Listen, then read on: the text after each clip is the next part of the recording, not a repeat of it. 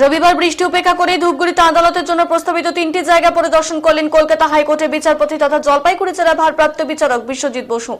বিচারপতি সহ পরিদর্শন দল এদিন প্রথমে ধূপগুড়ি সুপার মার্কেট চত্বরের লার্জ সাইজড কোঅপারেটিভের একটি স্থান পরিদর্শন করেন এবং পরবর্তীতে দক্ষিণায়ন ক্লাব সংলগ্ন জমি ঘুরে দেখেন। ফেরার পথে ঝুমুর এলাকায় কৃষি খামারের জমিও দেখেন বিচারক সহ পরিদর্শন দল। অতি দ্রুত মহকুমা আদালতের স্থায়ী পরিকাঠামো, কর্মী এবং বিচারকদের আবাসন নির্মাণের কাজ শুরু করতে প্রয়োজনীয় প্রক্রিয়া শুরু করতে জেলা প্রশাসনকে নির্দেশ দেন হাইকোর্টের বিচারপতি। এদিন তার সঙ্গে ছিলেন হাইকোর্টের রেজিস্ট্রার, জেলা বিচারক, অতিরিক্ত জেলা শাসক প্রিয়দর্শিনী ভট্টাচার্য, মহকুমা শাসক পুষ্পা দোলমা, লেপচা সহ এবং ব্লক প্রশাসনের আধিকারিক ও পুলিশ কর্তারা। এই চ্যানেল যেটা দেখা যাচ্ছে, আমাদের কতটা জায়গা দরকার হবে